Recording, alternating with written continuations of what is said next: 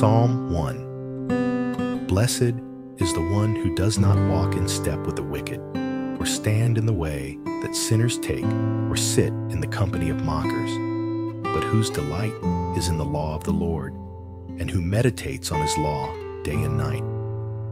That person is like a tree planted by streams of water, which yields its fruit in season, and whose leaf does not wither. Whatever they do prospers.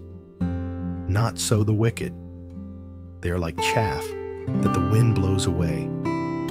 Therefore, the wicked will not stand in the judgment, nor sinners in the assembly of the righteous. For the Lord watches over the way of the righteous, but the way of the wicked leads to destruction.